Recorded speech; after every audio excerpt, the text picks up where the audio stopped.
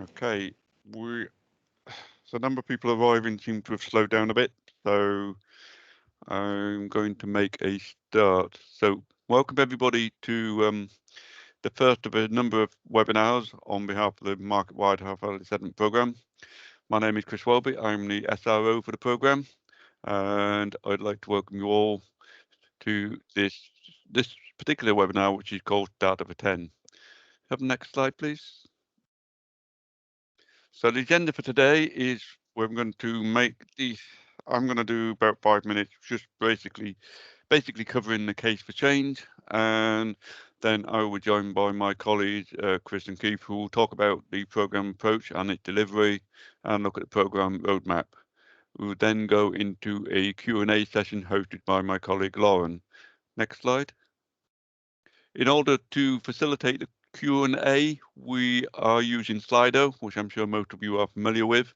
So if you wish to participate, then if you go to slido.com, and our number is 121766.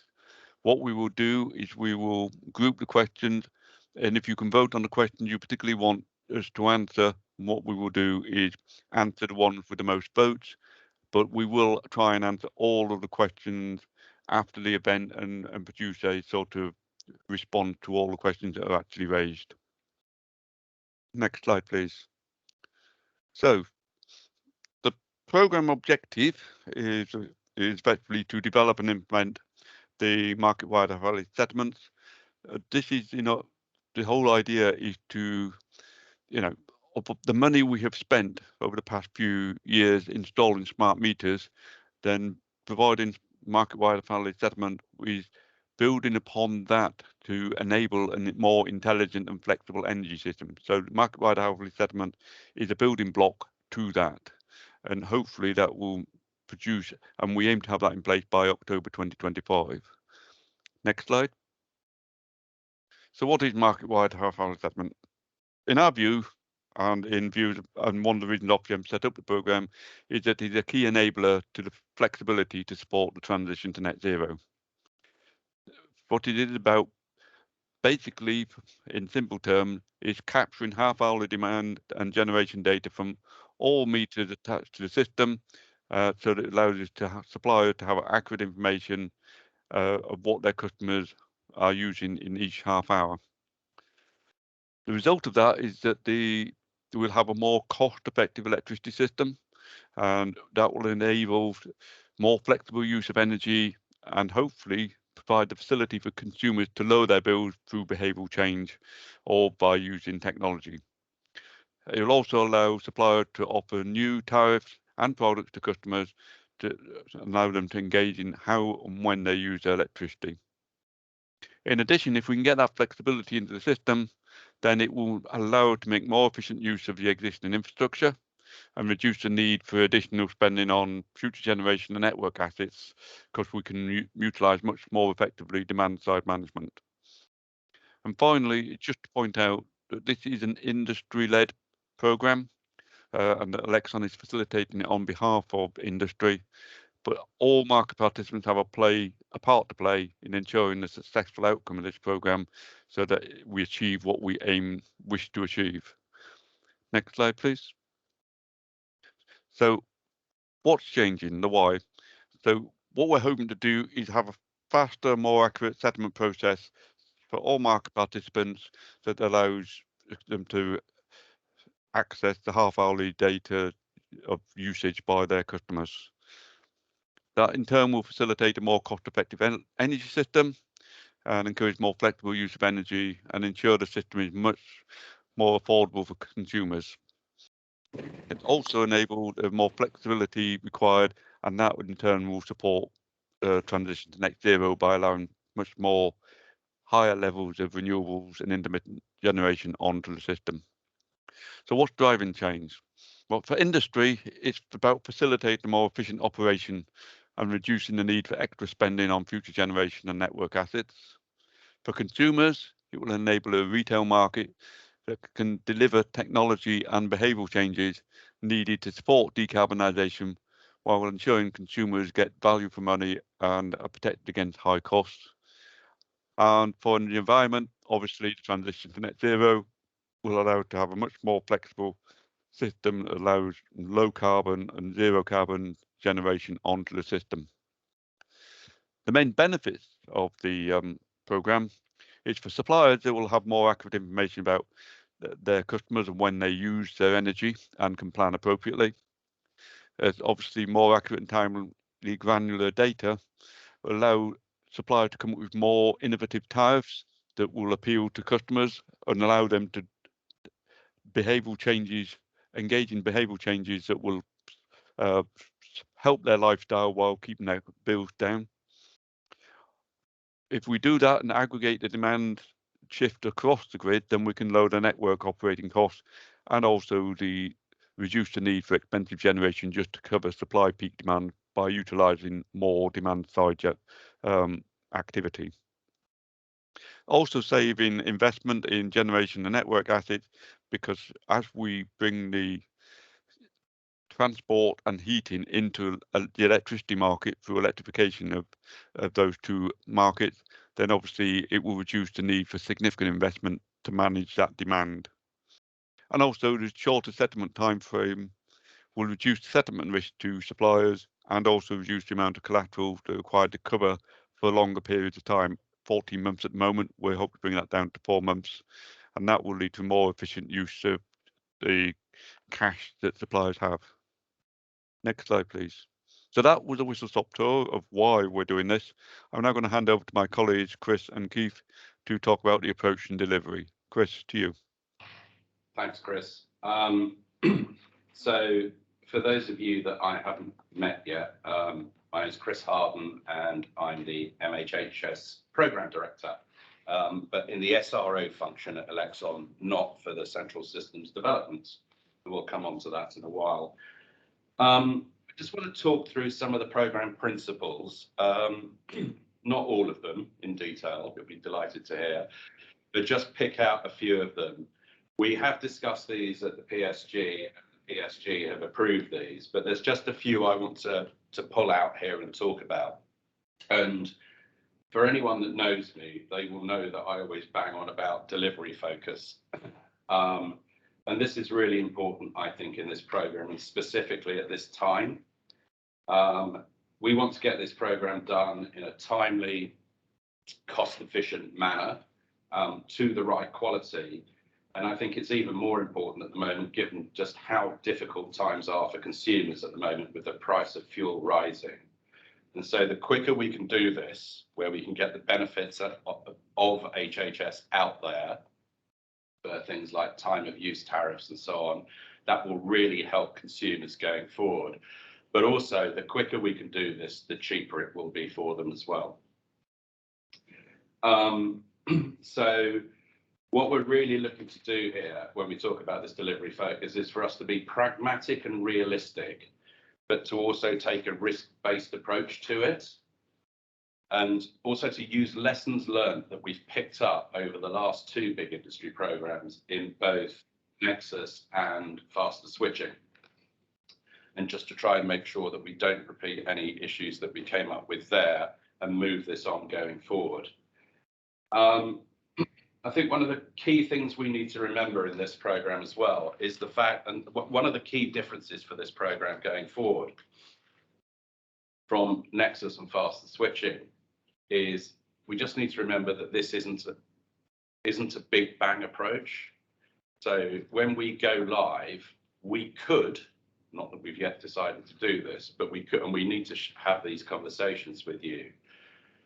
But we do have the opportunity here going forward to actually phase the go live here. And this sort of brings me on to one of the other points here, which is that in faster switching, one of the principles is that we don't move at the pace of the slowest. And indeed, you know, we don't want to do that. We can't move at the pace of the slowest member of a certain constituency, for example.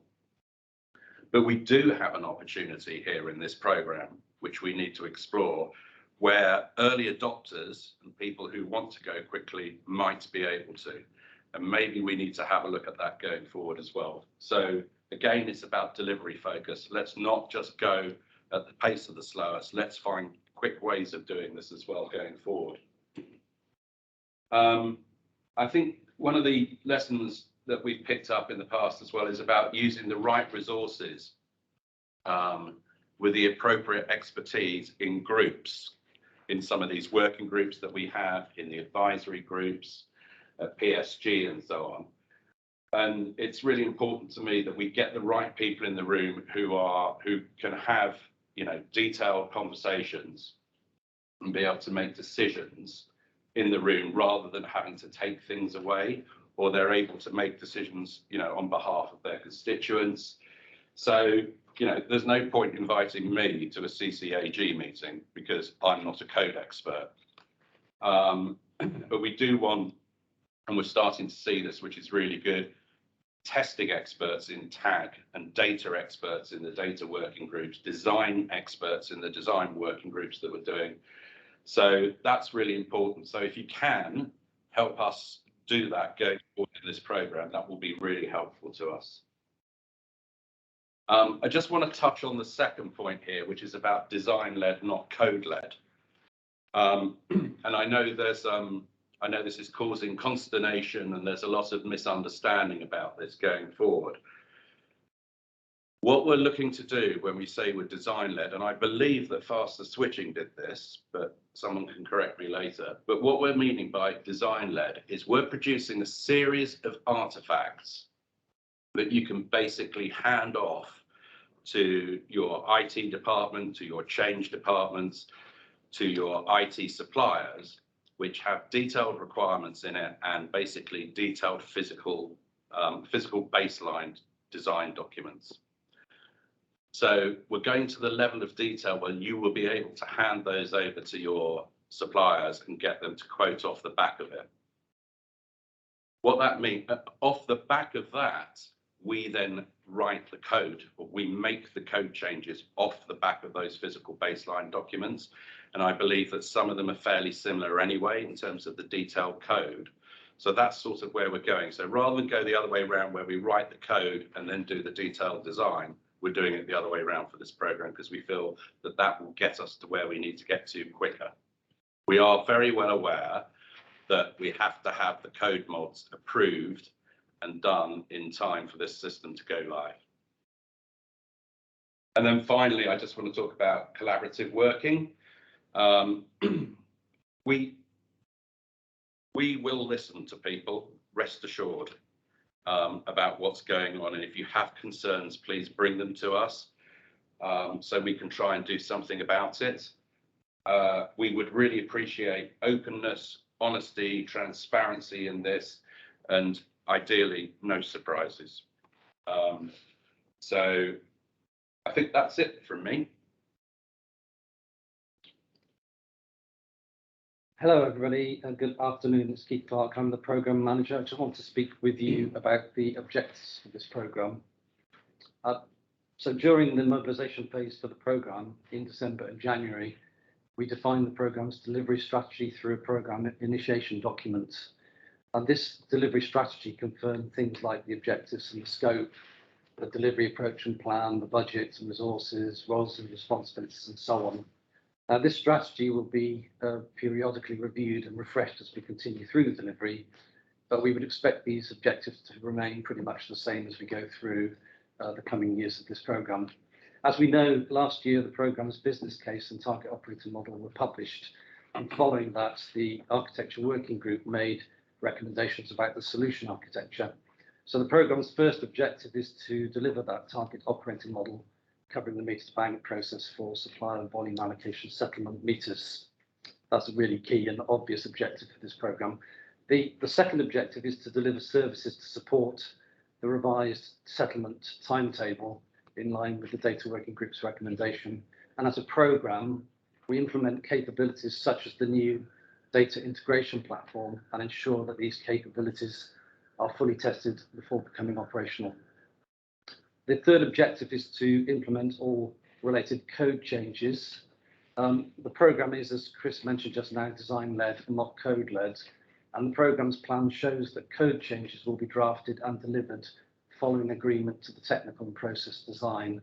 which all parties are currently involved in the development of. The programme is also tasked with delivering in accordance with the previously published MHHS implementation timetable. This timetable will be periodically reviewed and may need to be revised at various stages through the programme's delivery, and the programme has put in place governance to control such changes, governance that you'll hear about later in this webinar. Whilst the industry will realise significant benefits for consumers as a result of this programme, the programme's focus is on ensuring that it delivers the capabilities and outcomes that will be required to drive and enable those benefits to be realised by industry. For example, things like reducing the cost and improving accuracy of the settlement delivery. And finally, the delivery model for MHHS is different from that used for programmes like faster switching. And we have an objective to prove this model for future such programmes. And in that vein, I'd like to hand back to Chris to speak about that in more detail. Thanks, Keith. So the blueprint for the future, and I suppose the question is why? And I think the fundamental answer to this is that this program's set up in a different way from faster switching and in a slightly different way from Nexus, primarily because the way Ofgem want to run these programs going forward is essentially to step back from their day-to-day management responsibilities, which they've had in faster switching, and actually look to become more of a sponsor and hand over the SRO function and essentially make this industry led. So get an SRO function to be able to take the responsibility going forward to be able to deliver these programs. So there's a fundamental difference here from faster switching in that Ofgem are now the sponsor and Elexon as the SRO are now the program team, are essentially the central program team who take responsibility for delivering this program going forward. So ultimately, you know, issues and escalations should come through the SRO first of all, and then there are rules in place as to what gets escalated to Ofgem should they need to be able to make decisions going forward. So we are writing all this up, you know, lessons learned. Please feel free, anyone, if you've got, you know, lessons learned that are coming out of this program that you think, or ways that you think we should be doing things in a different way, please write into the PMO or something and let us know, because ultimately where we want to go here is to set up a blueprint for the future, write this up and pass it on to whomever Ofgem appoint as the SRO for the next large industry program, to save them having to reinvent the wheel and do all this work again going forward. I think it would be remiss of me as well not to mention that a key component in this program going forward will be the IPA as well, who at the moment is, well, for the purposes of this program are PwC. And so they will be keeping an eye on us to keep us honest, and they will also be helping Ofgem as the sponsor and giving them an independent view of what's going on. But also the participants will be able to raise things to Ofgem through the IPA as well if they have concerns. So as I say, what we're trying to do with the blueprint for the future is get this written up so we can pass it on, and it's a proper lessons learned document that gets forwarded onto the next SRO. Next. Right, and conflicts of interest. So during the consultation last year, a number of participants rightly raised the concern regarding the possible conflict of interest between, well, within Elexon, if they were both the SRO and undertaking the central systems development. And we've listened to these concerns, and personally, I completely agree with these. I think it's a really good point that participants, I know I've encountered some of these issues in the past as well. So we decided we really need to take some time on this and thoughts and basically make sure we've addressed them. So what we've done is we spent a lot of time during our mobilisation period pulling together a separation plan, which we've been discussing with Ofgem, which is published on their website if anyone wants to take a look at the separation plan. And basically, it's not just a case of having written the plan, we've actually also implemented the plan.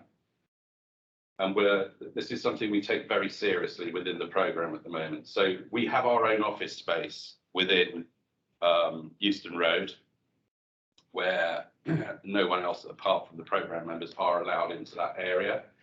We have a new brand, we have our own website, we have our own email domain that's set up, that's separate from Elexon's. We have our own team sites that are completely separate as well. We've defined roles and responsibilities about what information we can share with people within Elexon, and that includes the board and the CEO and the exec team. So there's certain bits of information that we cannot share with them. And to ensure that everyone knows this within Elexon and within our lead delivery partner, we've actually developed and run training courses. We have an online training course that we've put 100+ people through so far. Everyone's passed. And it also includes the IPA as well, and the IPA will be going through this. And the good news about this is it's working, is that we actually have people checking with the person who's looking after the conflict of interest for us at the moment as to whether or not they can ask certain questions of the programme team, and vice versa of the programme team, to see if they can talk to people within Elexon Central Systems Development or what we can share with the board. So I encourage you to have a look at the separation agreement or the separation plan. And also, just again, the IPA will be monitoring this going forward and doing spot checks on whether or not we're actually adhering to it as well going forward. Okay, thank you, Chris. I'll pick this up. So just a few words about the governance structure that we've put in place for this programme. So as Chris mentioned, the Ofgem is the sponsor of the programme. The programme itself is managed by a programme steering group, which we call the level 2 group. And this is assisted by level 3 groups focusing on particular areas. So we have a cross-code advisory group, a design advisory group, and a testing and migration advisory group.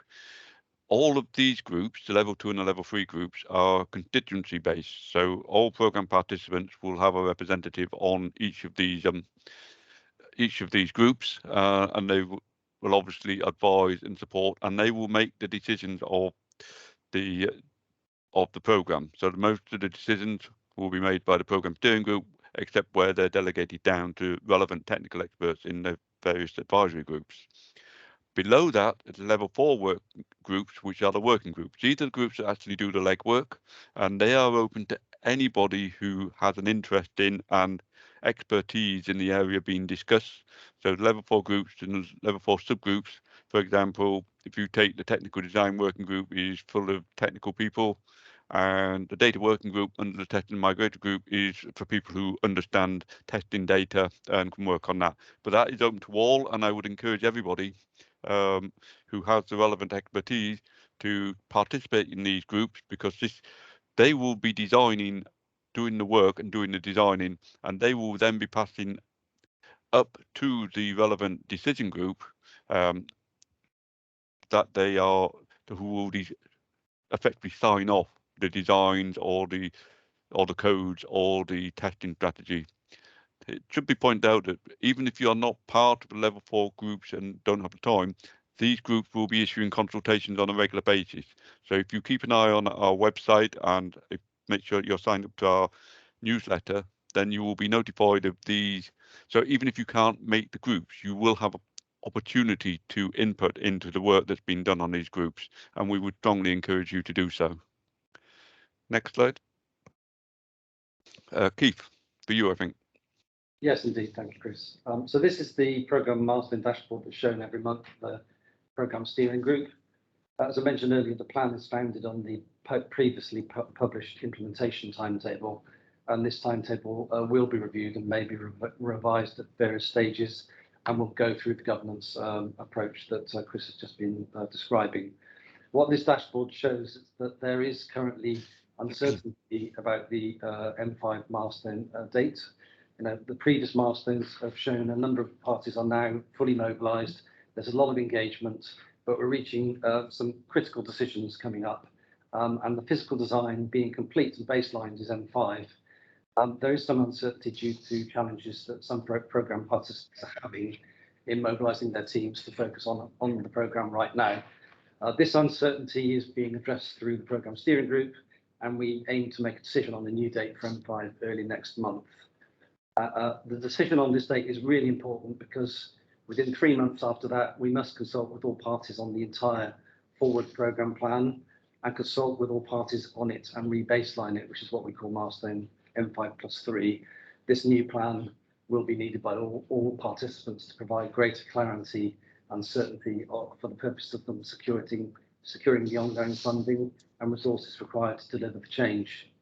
One other thing to mention here, as Chris mentioned, and as I mentioned earlier also, being a design-led programme, it's important that we get to M5, and once the design is agreed, at that point, the dates for the M6 and M8 milestones, which relate to the code changes required to enable the design, may be decided as part of the programme plan rebaselining activity. So this dashboard represents a huge amount of progress, significant mobilisation and engagement by parties, but some very important decisions upcoming, which governance will decide upon at the earliest point.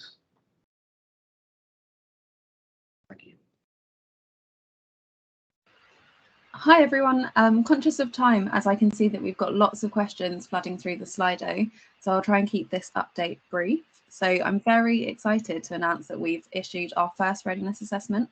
So that went out on the 4th of March to our primary contacts within each of the programme participants' businesses. It's focused on mobilisation, and our expectation is that it will take roughly 10 to 15 minutes to complete via the portal. Thank you to everyone that's already provided their submissions. It's lovely to see that the process is working, and we will be responding back to you in due time. The aim is to provide an aggregate report towards the mid of April, and that will be pulling out some of the themes we've seen based on the responses we've received. Obviously, all information will be kept confidential, and it will be anonymised when we are reporting back. If there are any specific questions on the readiness assessments, just to note, you can reach out to the PPC team and we can try our best to respond back to those.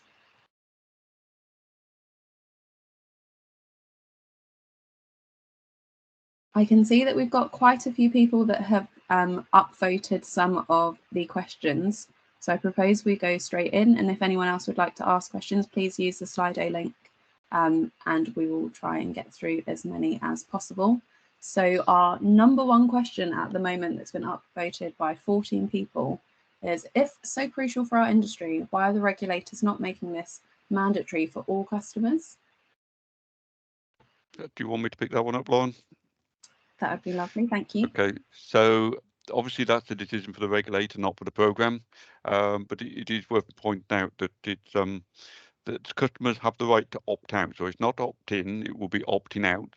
And the other point to make is that it's only opt out to domestic customers. So all businesses will have no choice but to participate, provided they have the relevant metering that allows for the collection of half-hourly data.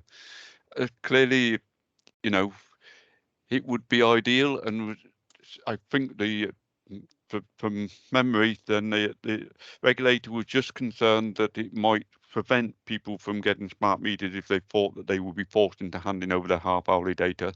But we expect over time, you know, that once customers become useful, and obviously the benefits.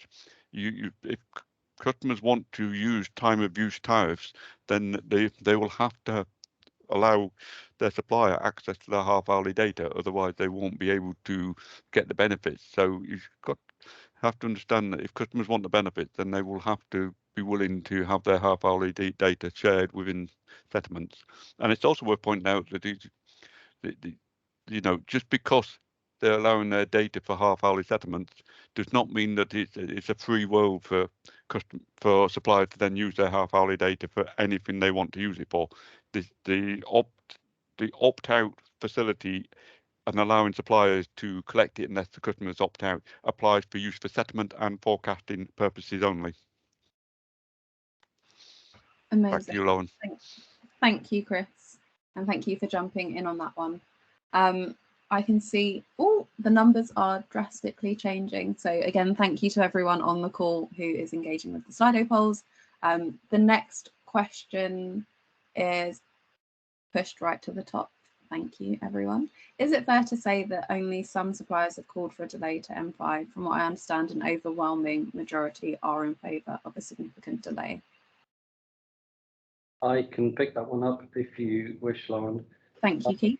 I think we're at the point where we're just collecting the range of views from suppliers. We have a program steering group actually on Friday, where we will hear from the supplier representatives and get a better view on the range of views between those suppliers that are absolutely requiring and requesting strongly a significant delay to the M5 milestone that I mentioned earlier, and others that may be less so. And the evidence and the programme is that there's a lot of supplier engagement in activities. So it's not a black and white situation, but the programme steering group needs to reach a decision, as I said, in April, on the amount of delay to M5 that we feel is appropriate. So it will be done properly through governance, but encompassing the range of views and also recognising that there is already a lot of supplier engagement. It's just that there is a view that there isn't sufficient, or there can't be sufficient to support the programme correctly.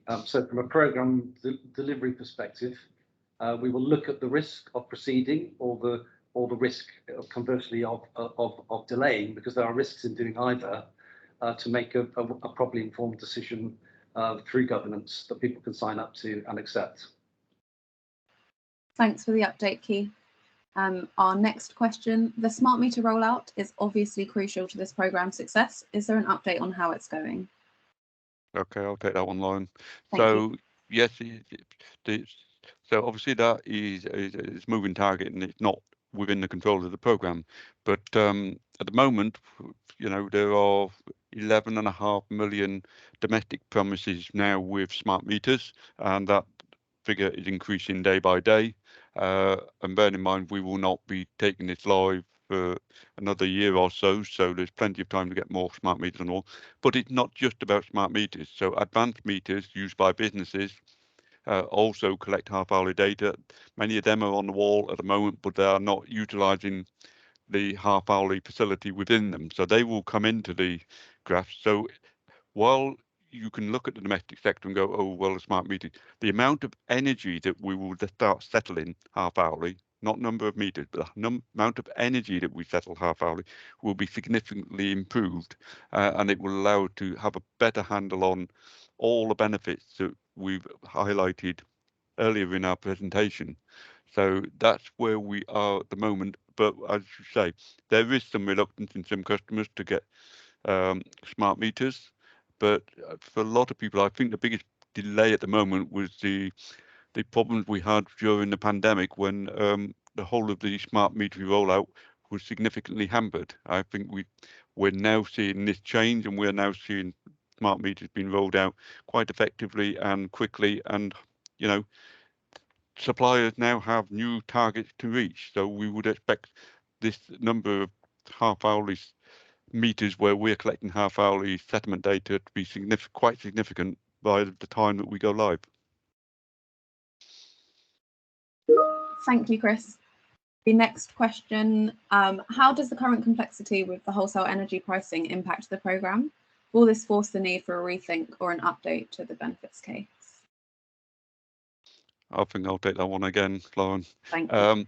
The short answer is I don't think it will have an impact on the programme. The programme will continue. It might change the business case, but the business case is a matter for Ofgem. But my gut feeling is actually make the business case even more substantial in the sense that the cost of energy is increasing. Therefore, the savings customers can get will be even greater. So I think it's the complexity of the energy pricing market. I think we also have to bear in mind that we are electrifying transport and heat. So consumers do need facilities to enable them to not just get a single rate price from their suppliers. So I think, yes, I don't think that the current complexities wholesale energy price actually impact the program per se, but obviously they will impact the business case. But then my gut feeling is it actually makes the case stronger. Thank you for that, Chris. With the cost sensitivity at peak, how does a ballooning top-heavy program pushing a rushed, overly complex solution give any confidence that this is value for money?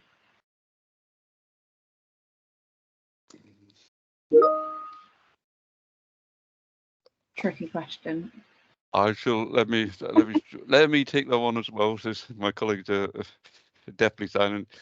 So thank you, Chris. Cost sensitivity at peak, I think primarily is it's an interesting one. I need to think about that one. Can we park that one, Lauren, and what we'll do is get an answer out offline? Most definitely. The next question, from what date do you need expert resources from suppliers, e.g. the testers, data experts, design experts, given that such teams are fully focused on faster switching? I'll take that one. We have had sessions directly with all the supplier constituencies in terms of what we think is a reasonable level of engagement and effort, and we've, if you like, reduced that as much as possible on a basis of where the risk for suppliers would likely lie. So in terms of the decision I spoke about earlier about the M5 date and when we get design complete, we will look at the engagement of all parties, including suppliers. I say there has been some engagement from suppliers. We'll look at all engagement, we'll look at risk, and we'll make a decision based on the risk that the design has reached a point where it's likely to be stable. And we won't get to M5 until we believe we can reach that, managed risk point in the design. So as it will go through the proper process, and the risk will be assessed, and it will go through governance, as I said. So we have been very clear with suppliers about what engagement we need from them now and next in order to reach M5, and they are currently considering that proposal from us. Thank you, Keith. We have a question regarding the procurement for the EDA, so slightly different nature. If someone would like to pick that one up. So, sorry, Lauren, ask the question again, sorry? Sorry, what's the timeline for the procurement of the EDA? So the EDA, for people who aren't, it is eventually, well, it's the event-driven architecture. We're referring to it as the DIP, which is the data integration platform, and essentially it's the middleware layer that will act as the message router for the messages that are fired around during half-hourly settlements. In terms of we need to take a new product and use a systems integrator to be able to build it for us according to the specs that come out of the design work. The RFP will be going out at the end of March. The supplier, we've already been talking to a series of suppliers, and they have been furnished with the latest view of the requirements, the technical requirements already. So they're getting themselves up to speed. So, like I say, end of March for the RFP, with appointment of the winning supplier in September this year. Awesome, thank you for your response. Final question, as I'm conscious of time. So will promotional material be issued to educate consumers and inform them that this is the next step for smart metering? A collaboration with Smart Energy GB was suggested.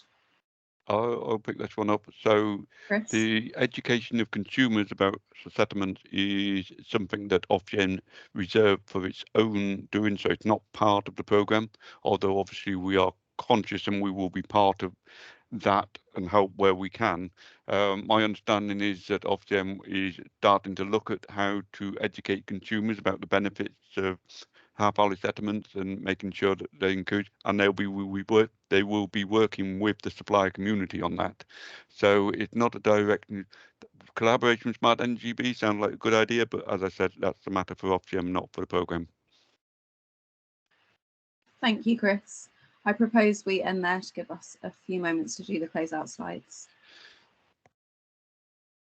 Okay, so before I wind up, just to remind everybody that we have a newsletter which goes out weekly on Wednesdays, which will not just a promotional thing. In there will be notification of meeting papers, consultations, and all. We are trying to be as transparent as possible. So I would strongly advise you to sign up for that. You can sign up to that on our website, which is mhhsprogram.co.uk, on the contact us page.